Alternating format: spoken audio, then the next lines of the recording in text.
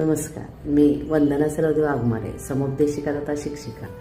शुभम भवतु, सुप्रभात. आजचा सुविचार आहे अहिंसा परम धर्मो. अहिंसा परम धर्मो. याचा जर आपण विचार केला तर खरोखर आपलं जीवन अहिंसावादी असलं पाहिजे.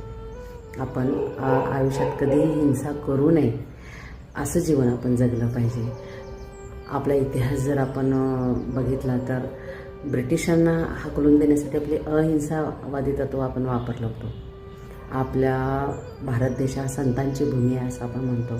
अनेक संतांनी आपल्याला ही शिकवण दिली की आपण हिंसा करू नये.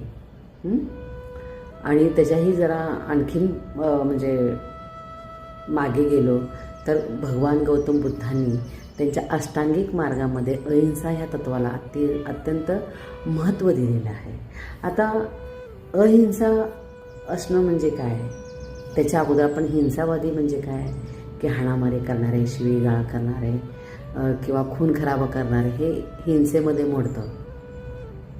पण एखाद्याला आपण रागाने बघितलो तरीसुद्धा ती हिंसाच आहे. एखाद्याला आपण रागाने बोललो ती सुद्धा हिंसाच आहे.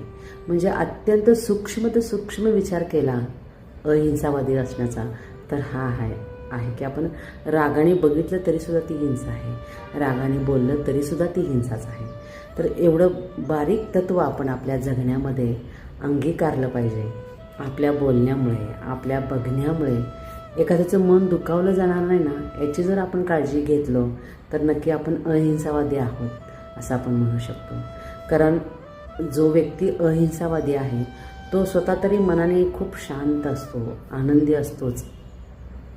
त्याचबरोबर त्याच्या सहवासात येणारे, त्याच्या आजूबाजूला असणारे वातावरणसुद्धा तो अहिंसावादी किंवा शांत, आनंदी ठेवू शकतो. अहिंसेला इतकं महत्त्व आहे.